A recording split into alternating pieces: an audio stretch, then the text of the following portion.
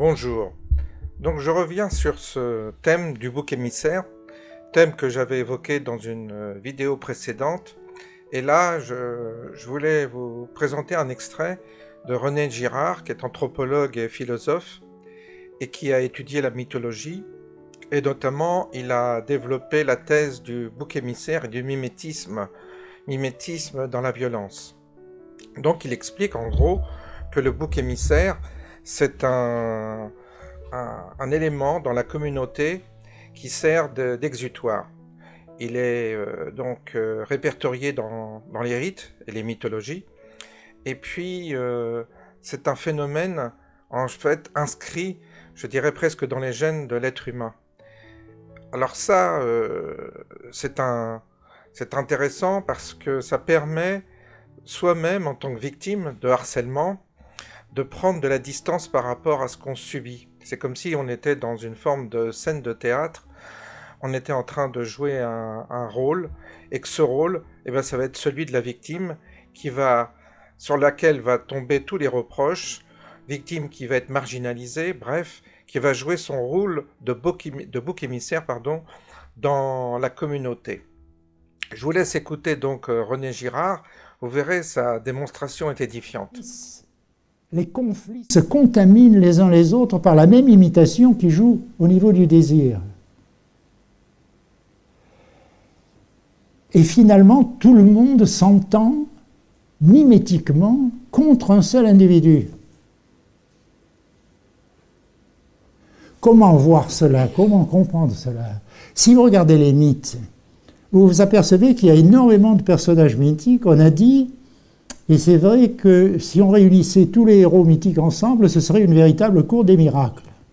Il y a des boiteux, il y a des bossus, il y a des gens qui n'ont qu'un œil comme Wotan, Oedipe est boiteux.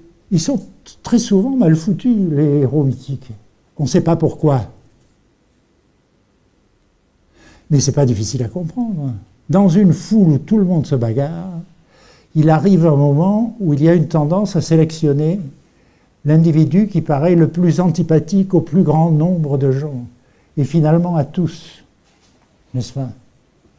Et cet individu, je l'appelle le bouc émissaire, parce qu'il rassemble tout le monde contre lui.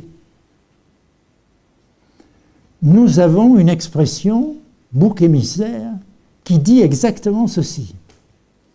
Nous ne savons pas pourquoi elle le dit. Elle le dit, la réunion d'un groupe tout entier contre une victime unique qui n'est pas responsable de quoi que ce soit. Nous savons que c'est ça, un bouc émissaire. C'est ce que nous appelons un bouc émissaire. Nous savons que ce phénomène se produit.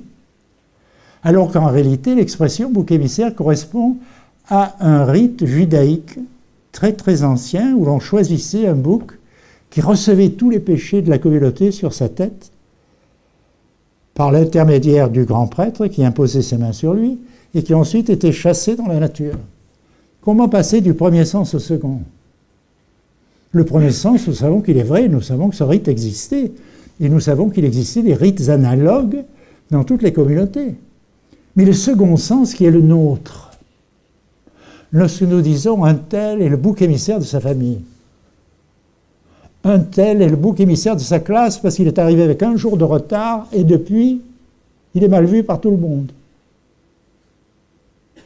Sans raison véritable, n'est-ce pas? Il y a une tendance mimétique à s'unir contre une victime dans les groupes, lorsque l'entente du groupe n'est pas bonne. Tendance à se bagarrer les uns les autres. Mais à partir du moment où on adopte, où on tend à adopter un bouc émissaire, les choses commencent à aller mieux.